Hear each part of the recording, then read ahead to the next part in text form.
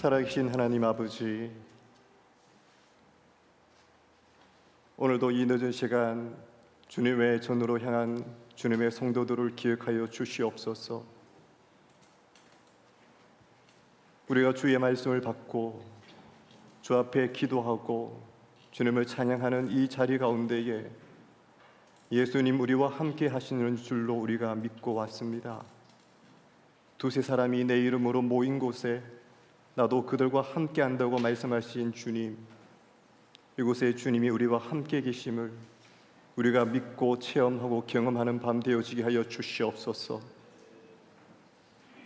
오늘 밤에 주님의 영이 우리와 함께 하여 주시고 우리의 마음이 주님 앞에 모두 토람받는 날이 되어줄 수 있도록 역사하여 주시옵소서. 감사 찬양 드리고 예수님의 이름으로 기도드렸습니다. 아멘. 다 같이 일어나셔서 하나님의 말씀 받도록 하겠습니다. 오늘 말씀은 야고보서 5장 13절에서 18절까지 말씀입니다. 다 같이 함께 읽으시겠습니다. 시작. 여러분 가운데 고난당하는 사람이 있으면 기도하십시오.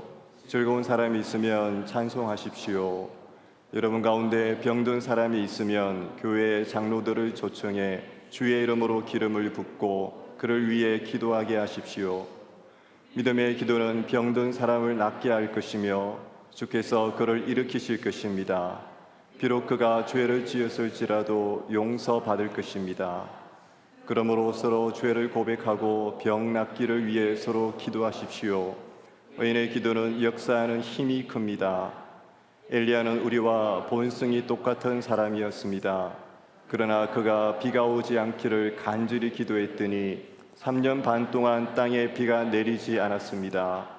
그리고 다시 기도했더니 하늘에서 비가 내리고 땅이 열매를 냈습니다. 앉으시면 되시겠습니다.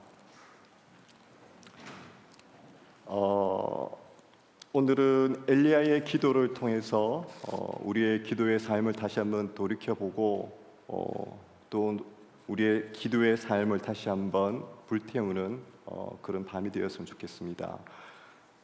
구약 성경에 참으로 많은 등장인물들이 등장하는데 그 중에서도 특별히 엘리야만큼 드라마틱한 삶을 살아내고 또 그 엘리야의 삶을 통해서 수많은 사람들에게 영감을 준 그런 인물도 참 드물 것입니다. 먼저 말씀을 시작하기 전에 그림 몇 점 좀 감상하시면서 엘리야가 어떤 사람인지 한번 좀 이해하는 시간을 가졌으면 합니다. 잘 아시겠지만 다윗이 세웠던 이스라엘 왕국은 솔로몬과 그 아들의 죄로 인하여 북이스라엘과 남유다로 저렇게 갈려지게 됩니다. 특별히 북이스라엘에서 7대 왕이었던 아합 왕은 하나님께 많은 죄악을 저지르게 되고 그 아합 왕 시대에 하나님께서 엘리야라는 선지자를 보내어서 수많은 이적과 기사를 보여주시게 됩니다. 맨 첫 번째 그림 한번 같이 볼까요?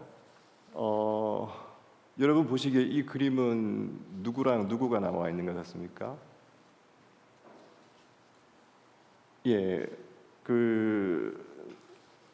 왼쪽에 있는 두 사람이 이세벨과 아합이고요. 오른쪽에 있는 사람이 엘리야입니다. 이 그림은 1862년에 프레드릭 레이튼이라는 사람이 그린 그림인데 영국의 스카브로 박물관이라는 곳에 소장이 되어 있다고 합니다. 아합과 이세벨의 죄악으로 인하여 극심한 죄악이 있었을 때 주님께서 이스라엘 선지자로 엘리야를 보내어서 그 땅에 몇 년 동안 기근이 들 것이라는 것을 예언하시게 됩니다. 그 다음 그림 한번 같이 볼까요? 이 그림은 여러분들 보시면 바로 이해되시죠? 하나님께서 엘리야를 아합과 이세벨로부터 피난을 가게 만드시고 그리 시냇가에서 까마귀에게 먹을 것을 공급받게 하시는 그런 그림입니다. 이 그림은 1620년에 가스파르트 크라이라는 사람이 그린 그림인데 이 그림은 벨기에에 소장이 되어 있다고 합니다. 벨기에에 가면은 안트르펜 왕립미술관이라고 하는 곳이 있는데 거기에 그림이 소장되어 있다고 합니다. 잘 보이지는 않는데 맨 위에 손 위에 시커멓게 약간 보이는 부분이 까마귀입니다. 지금 세 번째 그림 한번 같이 보실까요? 이 그림은 여러분들이 아마 인터넷에서도 좀 자주 보셨을 것 같은데 원작은 지금 프랑스 앙제, 혹시 가보신 분이 계신지 모르겠는데 프랑스에 가면 앙제라는 아주 유명한 도시가 있다고 합니다. 그곳에 앙제 미술관에 소장이 되어 있는데 1819년에 벤자민 웨스트라는 사람이 그린 그림입니다. 엘리야가 그리 시냇가에서 시냇물이 다 마르고 난 다음에 사렙다 과부의 도움으로 그 다음 먹을 것을 공급받게 되는데 그 사렙다 과부의 아이가 죽었을 때 다시 엘리야가 기도하여서 그 아들을 소생시켜서 다시 되돌려주는 그런 장면입니다. 다음 한번 그림 또 볼까요? 이거는 좀 오래된 그림입니다. 독일에 가면은 독일의 드레스덴이라는 지역이 있습니다. 그 지역에 가면은 드레스덴 독일 국립미술관이 있는데 그게 루카스 크라나라는 사람이 1545년에 그린 그림입니다. 약간 좀 오래되어서 잘 이해가 안 되실 수도 있는데 그 엘리야가 바알의 450명 선지자와 함께 제단을 쌓아놓고 불이 떨어지는 신이 누가 참된 신인지를 서로 겨루자고 하였던 그 성경 내용을 영감받아서 그린 그림이라고 합니다. 자, 지금까지 영국, 벨기에, 프랑스 나왔습니다. 이제 마지막 그림 나가는데 독일까지 나왔는데 마지막 그림 한번 띄워주실까요? 예, 이때까지 안 나온 국가가 하나 있습니다. 어딜까요? 예, 영국도 나왔고 벨기에도 나왔고 프랑스도 나왔고 독일도 나왔는데 이 그림은 우리가 살고 있는 미국에 있습니다. 저희가 살고 있는 보스턴에서 4시간 내려가면 워싱턴에 내셔널 갤러리 오브 아트, 그러니까 미국 워싱턴 국립미술관에 소장이 되어 있다고 합니다. 주세페 안젤리라는 사람이 1798년에 그린 그림이고요. 아시다시피 엘리야가 죽음을 당하지 않고 불병거를 타고 하늘에 올라간 내용을 영감받아서 그린 그림이라고 합니다. 예, 그림을 닫아주시고 제가 엘리야의 그림을 잠깐 여러분들께 이렇게 소개시켜 드린 이유는 다른 게 아니고 엘리야의 삶만큼 수많은 사람들에게 영감을 주고 그의 행했던 이적과 기적만큼 수많은 예술가들의 영감에 도전을 주었던 사람도 성경 가운데 참 흔치 않습니다. 전 세계 모든 곳곳의 나라들마다 오래된 미술관들에 가보면은 특별히 성경을 배경으로 한 미술 작품들 중에는 엘리야를 배경으로 한 그림들 참 많이 있습니다. 특별히 저는 오늘 그 엘리야의 삶 가운데서 기도에 대해서 여러분들과 같이 한번 생각해 보기를 원합니다. 오늘의 배경은 구약 성경 열왕기상을 여러분들이 같이 좀 보셔야지 이해를 하실 수 있는 본문입니다. 그래서 다 같이 열왕기상 말씀을 좀 펼쳐 보시겠습니다. 열왕기상 18장 말씀이십니다. 오늘 야고보 사도는 엘리야가 간절히 기도하였더니만 3년 반 동안 비가 내리지 않고 다시 기도하였더니 비가 내렸다고 합니다. 그 배경되는 말씀이 열왕기상 18장 1절과 2절부터 나와 있습니다. 우리 1절과 2절 남자 성도님들이 다 같이 한번 읽어보시겠습니다. 우렁찬 목소리로 시작.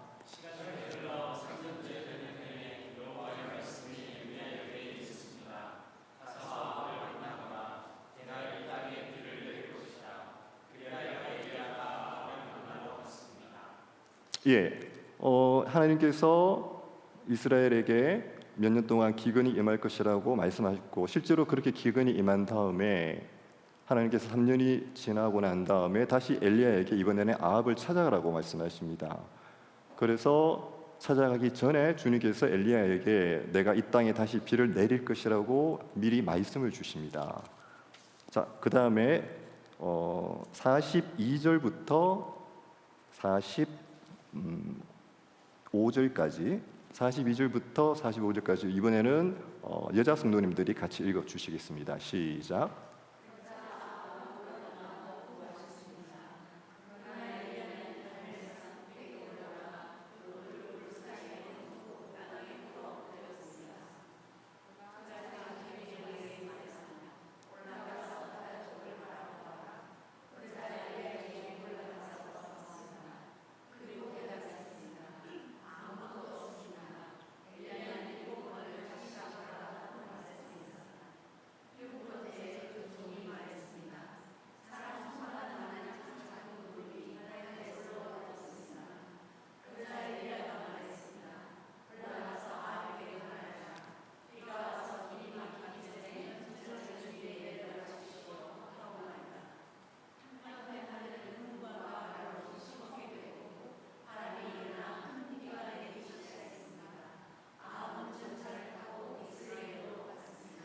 아멘. 예, 감사합니다.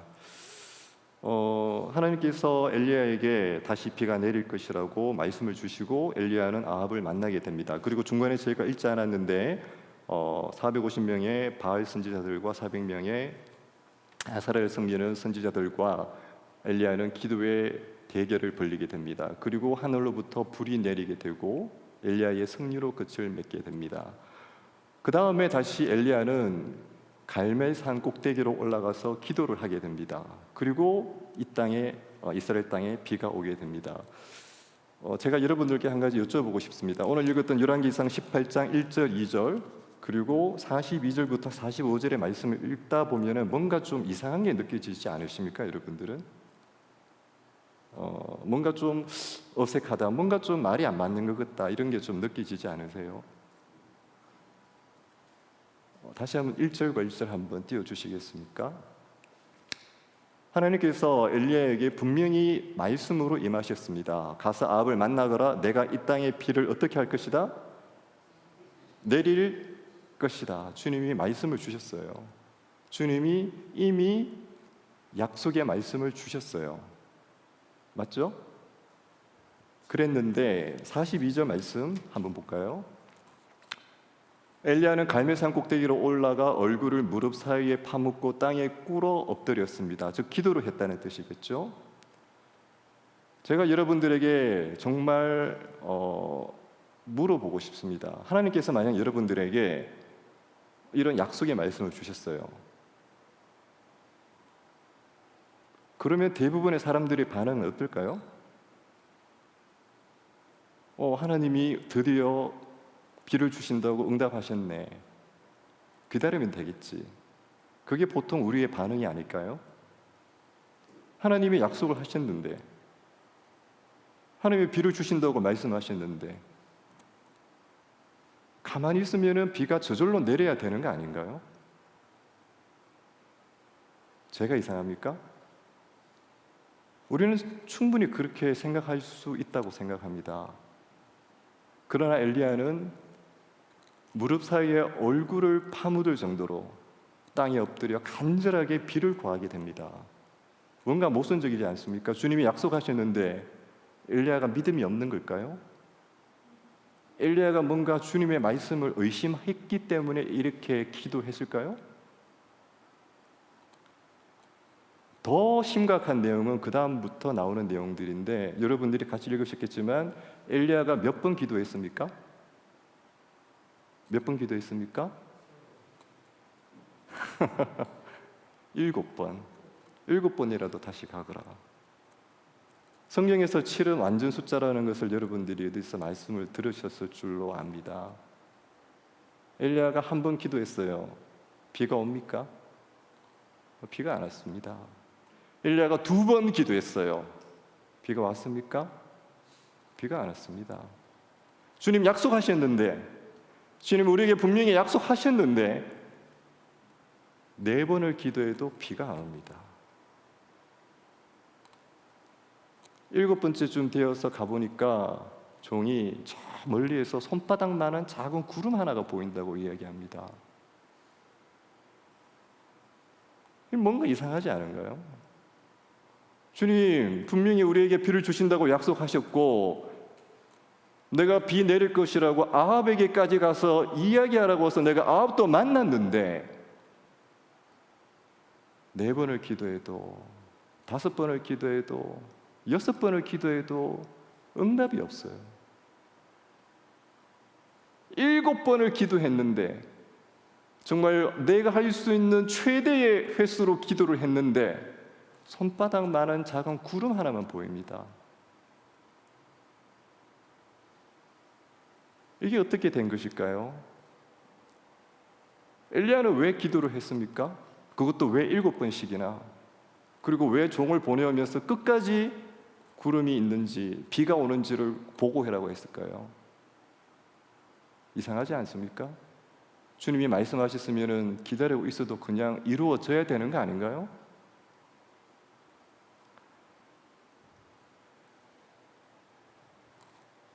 충분히 이런 의심과 의문이 들 수 있다고 생각합니다. 다른 성경 말씀인데 에스겔 말씀을 같이 한번 보기를 원합니다. 에스겔 36장 36절 37절. 자, 이번에는 학교 다닐 때 나는 정교 1등 한번 해봤다, 그런 분들만 같이 읽어보시겠습니다. 에스겔서 36장 37절 시작. 예, 다 같이 읽겠습니다. 시작. 그러면 나 여호와가 무너뜨려진 것을 재건하고 황무지에 다시 나무를 심었음을 너희 주변에 남아있는 민족들이 알게 될 것이다. 나 여호와가 말했으니 내가 그렇게 할 것이다. 나 주 여호와가 이렇게 말한다. 이스라엘 족속을 위해서 이것을 해주도록 그들이 다시 한 번 더 간청하게 할 것이다. 내가 백성을 양떼처럼 많게 할 것이다. 하나님께서 에스겔 선지자에게 바벨론 포로된 이스라엘이 회복되어지고 그들이 다시 하나님의 나라의 백성으로 회복되어질 것을 예언하시는 말씀을 주시면서 36절의 말씀에 보시면은 나 여호와가 말했으니 내가 그렇게 할 것이다. 확실한 약속의 말씀입니다. 아멘. 정말 확실한, 이거보다 더 확실하게 약속할 수 없을 만큼 나 여호와가 말했으니 내가 그렇게 할 것이다. 주님이 이렇게 말씀하십니다. 그런데 신기한 것은 37절 말씀입니다. 나 주 여호와가 이렇게 말한다. 이스라엘 족속을 위해서 이것을 해주도록 그들이 다시 한 번 더 간청하게 할 것이다. 아멘. 이게 무슨 말씀인가 하면은 저기에서 나오는 간청하게 할 것이다 라는 간청하다는 히브리어 원어가 다라쉬라는 단어입니다. 예, 평생 남의 일발만 뽑고 떼우고 심고 철사 묶어서 밀고 당기던 사람이 미국에 와서 생전 처음 보는 꼬불꼬불한 히브리어를 공부하려고 하니까 머리가 다 휘었습니다. 지금 저 간청하게 할 것이다라고 하는 히브리어 단어의 원어가 다라쉬라는 뜻이에요. 저걸 제가 단어가 하도 안 이어져가지고 달아서 간청한다, 좀 연달아서 간청한다, 제가 저렇게 단어를 외웠어요. 그런데 저 다라쉬라는 단어는 원래 구한다 능동태예요. 근데 여기에 등장하는 단어는 다라쉬가 아니고 이 다레쉬라는 단어를 쓰고 있어요. 히브리어에는 이라는 단어가 붙이면은 수동형을 나타내는 경우들이 많습니다. 즉 이 말씀은 이스라엘 민족이 바벨론으로부터 회복을 간구하고 구하게 되는 것이 아니고 이스라엘은 가만히 있는데 그들 마음이 동하여져서 그들이 수동적으로 기도하게 되어진다는 뜻입니다. 아멘. 주님께서 주님의 일을 이루시고 주님의 약속을 이루시기 전에 반드시 행하시는 일이 있습니다. 먼저 기도의 마음을 부어주십니다. 주님은 기도의 마음을 부어주시고 그 부어진 기도의 마음과 그 간청을 통하여 주님의 약속과 주님의 길들을 열어가십니다. 많은 사람들이 기도에 대해서 이런 이야기 저런 이야기를 합니다. 기도가 호흡이고 기도가 대화고 기도는 항상 하는 것이고 잠에서도 하는 것이고 깨어서도 하는 것이고, 예, 맞습니다. 기도가 그런 것입니다. 하지만 성경을 처음부터 끝까지 읽어보면은 주님의 기도의 기본은 간구입니다. 우리의 기도의 기본은 간구와 간청임을 그 누구도 부인할 수 없습니다. 간구와 간청의 마음을 주님이 우리에게 부어주시고 우리가 주님의 그 일을 위해서 기도할 때 주님의 약속을 우리가 함께 이루어가는, 주님의 그 역사를 우리가 함께 이루어가는 그 영광스러운 자리에 우리가 함께 참여하는 그 특권을 우리가 누리게 되는 것이 바로 기도입니다. 제가 길지 않지만 짧은 삶을 살면서 신앙생활에 구원파들이 참 많은 오염들을 시킨 것을 보게 됩니다. 특별히 우리가 구원받았으니 회개할 필요가 뭐 있어? 우리가 구원받았으니 마음대로 살다가 나는 천국만 가면 돼. 정말 그럴까요? 정말 제대로 구원을 받은 성도라면, 정말 우리 마음에 구원의 확신이 있고 정말 주님을 제대로 영접한 사람이라면 그 주님의 자녀로서 우리의 삶이 얼마나 깨끗하고 성결해야 되는지 날마다 챙겨보고, 우리의 삶이 그렇지 않을 때 우리의 마음에 날마다 회개함으로 그 성결의 삶을 더 살아가려고 노력해야 하는 것이 제대로 된 성도의 모습이 아닐까요? 저는 기도에도 그런 삶이 있다고 생각합니다. 주님의 약속하셨으니, 이루어 주신다고 하셨으니 나는 가만히 있을래. 주님 다 하시겠지. 옆에 기도하는 사람에게 너 왜 그렇게 믿음이 없어? 너 왜 그렇게 하나님의 약속 믿지 못해? 오히려 기도하는 사람들을 핀잔 주고, 그렇게 기도하는 사람들이 오히려 신앙적으로 열등한 것처럼 그렇게 표현하는 사람들을 종종 보곤 합니다. 과연 그럴까요? 저는 그렇지 않다고 생각합니다. 기도는 우리가 주님의 약속을 이루어지는 순간에 그 주님의 행하심을 볼 수 있는 특권을 열게 하는 길입니다.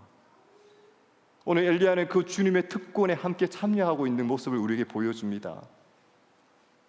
주님께서 엘리야에게 기도의 마음을 부어주시고 엘리야에게 7번이나 더 간절하게 기도할 수 있는 그 심령을 부어주신 분이 하나님이십니다. 엘리야가 무릎을 꿇고 갈멜산 꼭대기에서 주님의 얼굴을 구하며 기도하는 마음이 부어졌을 때 이미 하나님은 비를 준비하고 계신 겁니다. 우리 삶에 주님의 역사가 이루어지는 것을 어떻게 알 수 있을까요? 약속의 말씀 중요합니다. 저는 약속의 말씀 무시하지 않습니다. 그러나 우리에게 주어진 그 약속의 말씀이 진실로 주님께서 우리에게 주신 말씀이고 진실로 우리가 그 말씀과 함께하는 자라면은 반드시 주님은 우리에게 그 약속의 말씀을 붙잡고 그것을 간청하는 마음을 주실 것입니다. 아멘.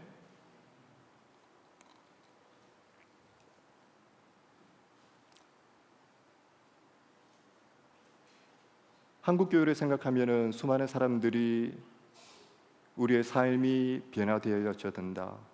우리에게 더 나은 도덕적인 삶이 회복되어져야 된다. 참 많은 이야기들을 합니다.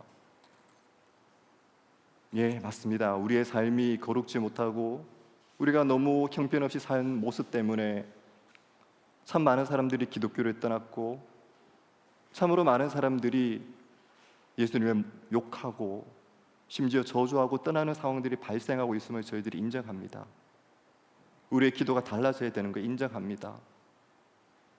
우리가 더 성결하게 살고 더 본이 되는 모습으로 살아야 되는 거 인정합니다. 근데 저는 여러분들에게 여쭤보고 싶습니다.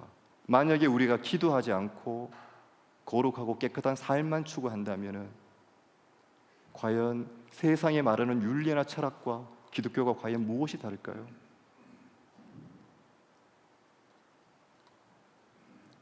저는 도전하고 싶습니다. 우리에게 회복되어야 될 것이 단순한 성결의 삶이 아니라 어쩌면 우리의 선조들, 우리의 부모님, 우리의 조부모들이 우리에게 보여주시고 유산으로 남겼던 그 기도의 유산, 어쩌면 한국교회가 그것을 잃어가고 있는 것은 아닌지요. 어쩌면 우리의 삶이 그것을 잃어가고 있는 것은 아닌지요. 저희 신학교를 세우신 빌리 그레엄 목사님, 참 세계적으로 많은 곳을 돌아다니시면서 주의 말씀을 전하시고 선포하신 분이신데 여러분들도 언젠가 들어보셨을 수도 있습니다. 빌리 그레엄 목사님이 전 세계를 돌아다니며 인상 깊었던 것에 대해서 간단하게 말씀하신 내용입니다. 캐나다의 아침은 숲속의 새들이 잠을 깨우고 일본의 아침은 공장의 엔진 소리와 임무 교대의 사이렌 소리가 잠을 깨우며 한국의 아침은 교회에서 부르는 새벽의 찬송 소리와 기도 소리가 잠을 깨운다. 아멘. 세계적인 부흥사 있고 북한도 몇 번씩이나 들어가서 김일성과 담판을 벌이면서 복음을 전하였던 그 전도자가 전 세계를 돌아다니며 느꼈던 것을 짤막하게 남긴 내용 가운데 한국은 새벽의 찬송 소리와 기도 소리가 깨우는 나라라고 표현하고 있습니다.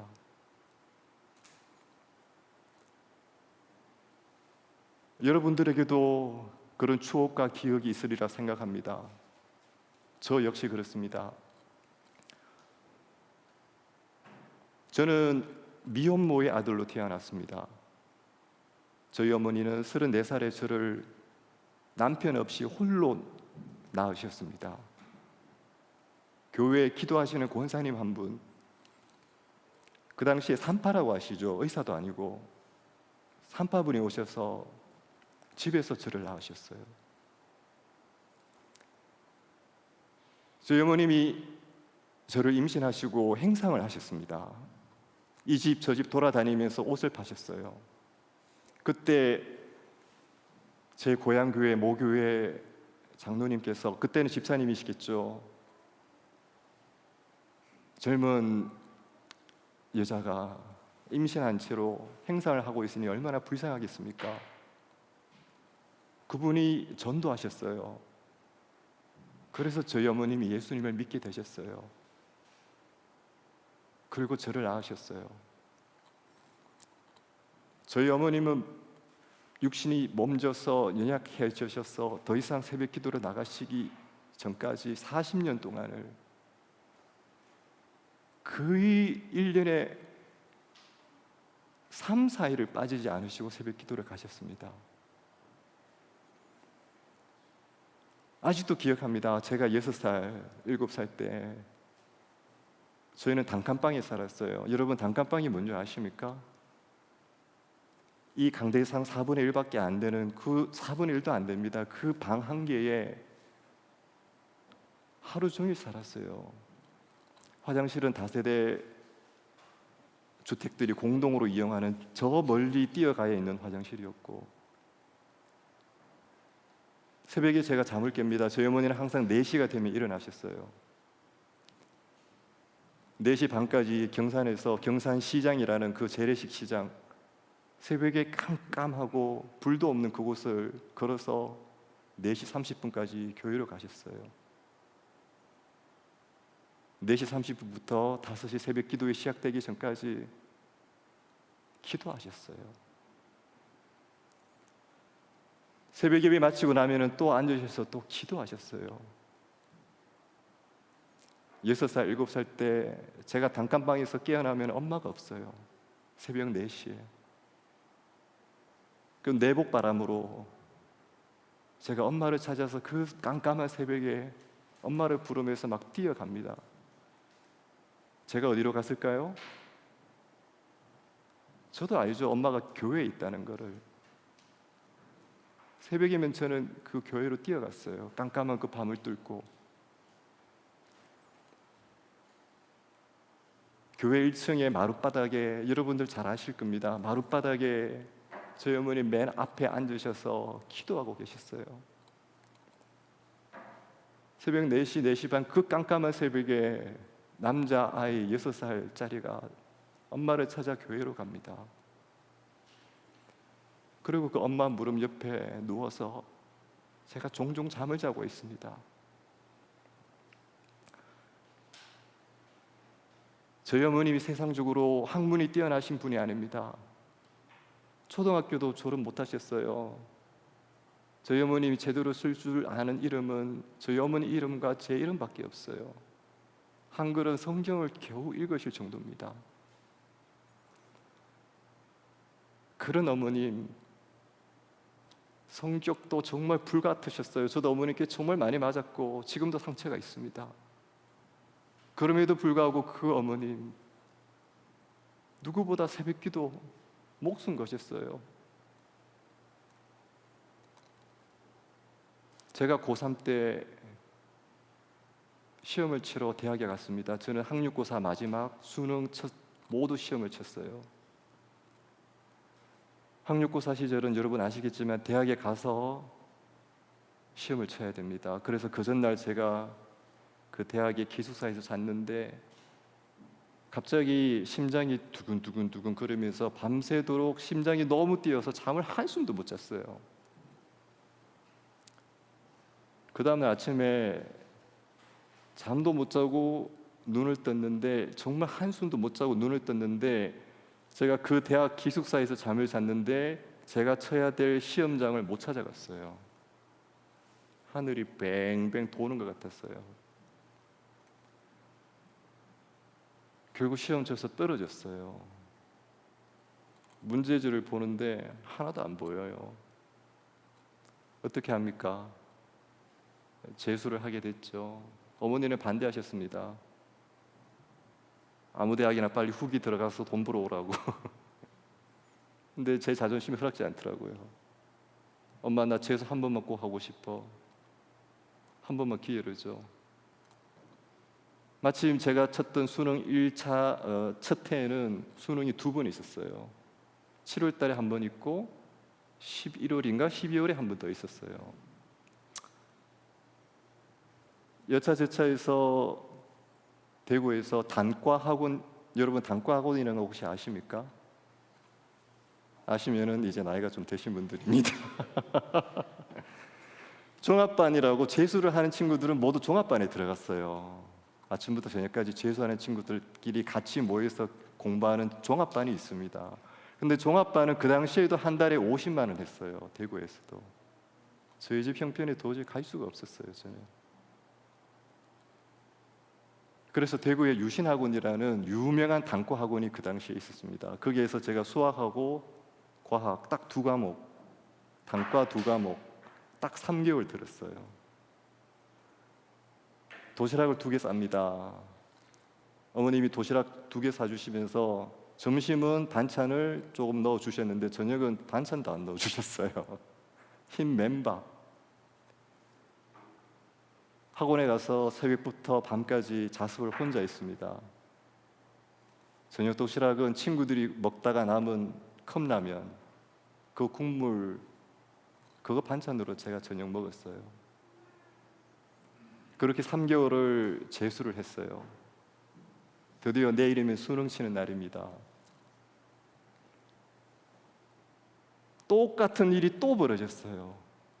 내일이면 수능인데 밤부터 갑자기 심장이 둥둥둥둥둥둥둥둥둥 제어가 안 되는 거예요. 지금 같았으면은 베타블로커나 그런 약들을 병원에 가서 처방이라도 받고 갔을 건데 그때는 그런 게 어디 있습니까? 새벽 4시, 5시까지 잠을 못 잤어요. 엄마도 잠을 못 잤어요. 하나밖에 없는 아들. 집에 가진 것이라고는 아무것도 없고 남들은 멀쩡하게 할 수 있는 재수지만 우리 집은 재수 3개월 하는 것도 남들 미국 유학 가는 것만큼 힘들었어요. 그랬는데 다시 심장이 말을 듣지 않는 거예요. 겨우 2시간 좀 잤던 것 같아요. 다음 날 아침이 되었는데 저는 경산에서 살았는데 시험은 경주에서 쳤어요. 또 그 당시에 학교를 바꾸라고 해서 저희 어머님이 경주까지 따라오셨어요. 경주 고등학교에서 제가 시험장에 들어갔는데 여러분 다 아시잖아요. 수능 아침 몇 시에 시작하죠? 8시, 8시 반쯤부터 이제 입실 완료되잖아요. 그리고 나오면 5시잖아요. 저희 어머님이 8시 반 그때부터 5시까지 경주 고등학교 정문 앞을 떠나지 않으셨어요. 하루 종일 금식하시면서 기도하셨어요. 저는 잠을 하나도 못 잤기 때문에 겨우 2시간 좀 잤었기 때문에 계속 머리가 뱅뱅 돌고 있었어요. 시험장에 앉았습니다. 국어만 치고 나가야지. 어차피 내 인생 태어날 때도 복 없었고 시험도 복 없네. 근데 생각보다 국어 시험이 쉬웠어요. 그때 국어가 꽤 좀 쉬웠습니다. 이거 뭔가 되는가 보다. 국어를 쳤는데 시험을 잘 쳤는 것 같아요. 근데 여러분들 아시겠지만 수학은 통하지 않습니다. 2번째 시간 수학 시간이 되었는데 수학 시험 문제지를 딱 펼쳤는데 첫 페이지를 봤는데 제가 풀 수 있는 문제가 하나도 없더라고요. 문제지를 넘겼어요. 제가 풀 수 있는 문제가 하나도 없었어요. 제가 어떻게 했을까요? 삼수했을까요? 지금은 삼수는 꺼내지도 못하는 이야기입니다. 그냥 덮었어요, 시험지를.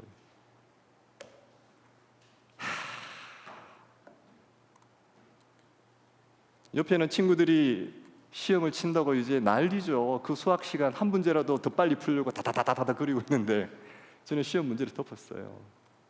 시험 문제지를 덮고 눈을 감았어요. 하나님, 저희 어머니가 밖에서 기도하고 있습니다. 하나님, 철령이가 어떻게 이곳까지 왔는지 아시지 않습니까? 하나님 도와주세요. 그렇게 한참을 기도를 했어요. 그리고 다시 눈을 떴는데 그 전주에 대학 청년부의 예배에 참석했을 때 재수하는 친구들을 앞으로 나오라고 해서 불러주었던 찬양이 갑자기 떠올라오기 시작했어요. 평안을 너에게 주노라 세상이 줄 수 없는 세상이 알 수도 없는 평안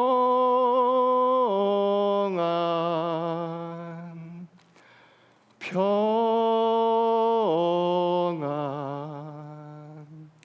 평안 평안을 내게 주노라. 갑자기 그 찬양이 제 속에서 울려 퍼지기 시작했어요. 정말 기적처럼 전혀 풀 수 없을 것 같았던 수학 문제들이 처음부터 갑자기 다 풀리기 시작했어요. 그리고 수학 시간을 다 끝내고 난 다음에 제가 제 스스로에게 그렇게 고백했어요. 주님, 감사합니다. 주님, 감사합니다. 그렇게 점심시간을 지내고 마지막 5시 영어 시험 모든 전 과목을 풀 때까지 저는 계속 찬양 부르면서 시험을 쳤어요. 그 기분 아십니까? 누군가 나 대신 문제 풀어주는 기분. 제가 뭔가 경상도 사투리로 겐또라고 하죠.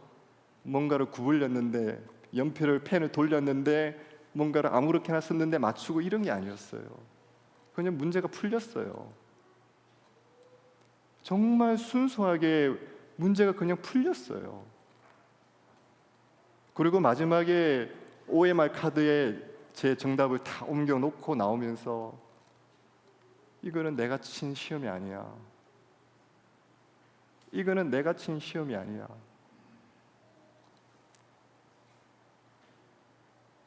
그 뜨거운 7월의 여름을 아십니까, 여러분? 경상도의 그 뜨거운 7월의 여름을 아십니까? 저희 어머니 물 한 모금 마시지 않으시고 고등학교 정문에서 기도하셨어요.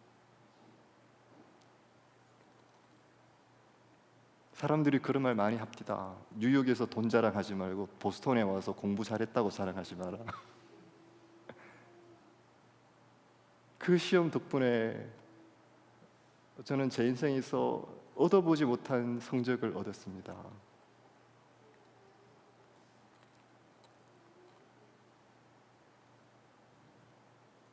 사람들은 저런 것을 설교자가 이야기하느냐, 저런 기복주의 같은 미신 같은,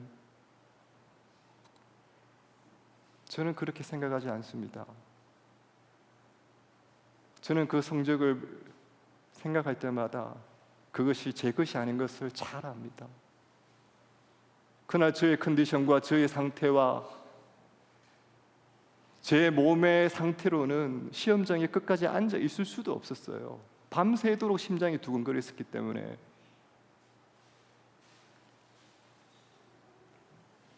여러분, 어디 저만 그랬겠습니까? 보스턴에 유학 오시면서, 이민 오시면서 누가 보스턴에서 평생 살 돈 그거 충분히 통장에 넣어두고 이곳까지 오신 분 계십니까? 여러분 모두 다 여러분들의 어머님, 여러분들의 아버님, 여러분들의 신앙의 선배들의 그 기도의 능력을 체험하고 그 기도의 모습, 뒷모습 보고 이곳까지 그거 하나 믿고 오신 거 아닌가요?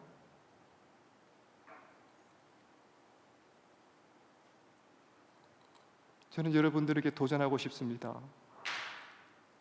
여러분들의 부모님, 여러분들의 신앙의 선배들, 수많은 믿음의 동기들, 그분들이 보여주시던 그 기도의 뒷모습 보고 여러분들 그거 하나 믿고 여기에 오지 않으셨습니까? 미국에. 그런데 여러분들의 지금의 모습은 어떤가요? 어쩌면 우리는 엘리야처럼 기도하는 사람들을 비판하고 주의 약속이 있는데도 왜 기도하느냐고 핀잔 주고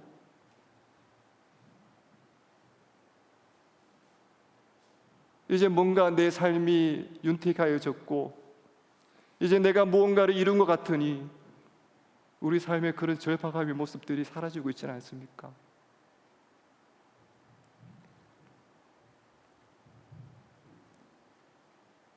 저는 오늘 이 기도회를 통하여 우리의 마음의 그 처음의 마음이 회복되기를 원합니다. 주님, 내가 미국 처음 왔을 때 비행기 처음 한국에서 타고 올 때 기도 하나 믿고 여기에 왔는데 주님, 내가 보스턴에 올 때 그 기도 하나 바라보고 왔는데 어느새 내 삶에 기도가 사라졌습니다. 주님,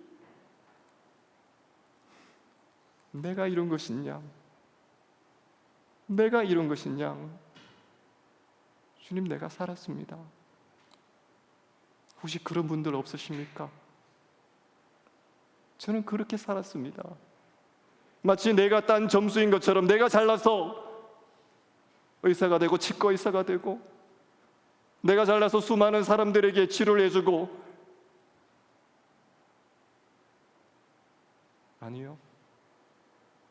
그날 어머님의 기도가 없었으면 지금의 저는 없었을 것입니다. 아니 40년을 넘는 세월 동안에 그 새벽 기도에 어머님이 없었으면 저는 이 자리에 없었을 것입니다.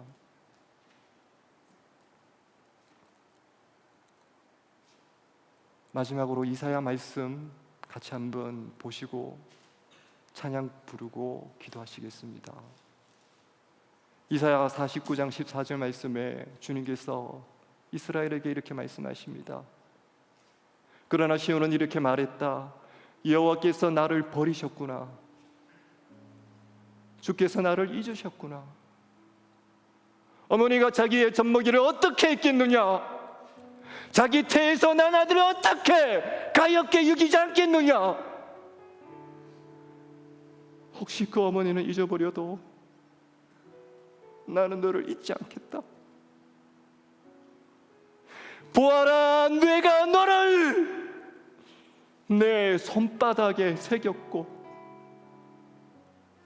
너의 성벽이 언제나 내 앞에 있다. 이것이 주님이 우리에게 하시는 약속입니다. 여러분들은 어떨지 모르겠지만 저는 이 성경 구절 읽을 때마다 남다른 느낌이 있습니다. 저는 태어날 때부터 아버지를 몰랐습니다. 남들 집에 어릴 적에 놀러 가면 가장 부러웠던 것이 친구 집에 있는 엄마 아빠 결혼 사진이었어요. 저희 집에는 그런 사진이 없었습니다. 저는 아빠라는 이름을 불러본 적도 없고 초등학교 다닐 적에 운동회 때 가족이 같이 밥 먹는 시간이 가장 싫었습니다.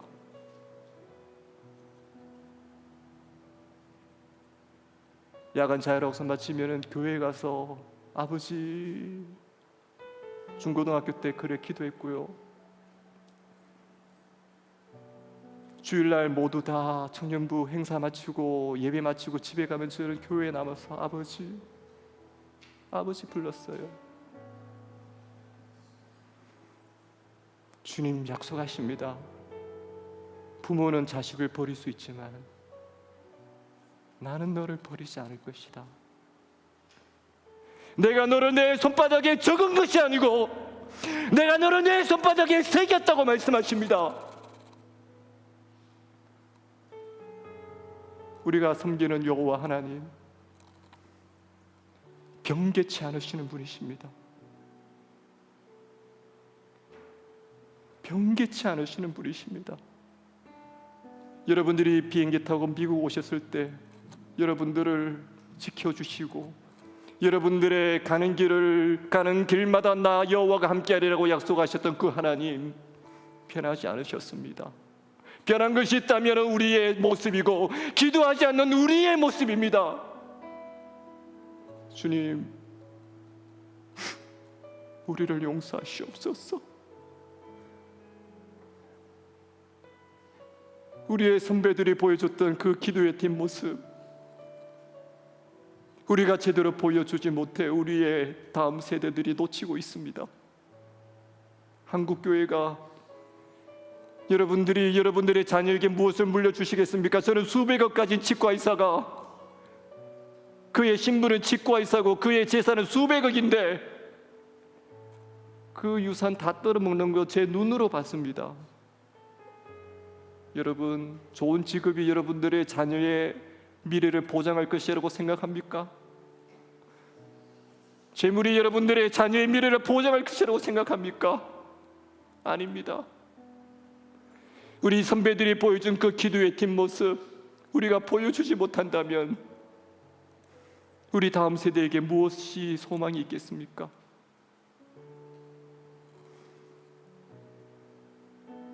이 시간 우리 찬양 드리고 함께 기도하는 시간 갖기를 원하는데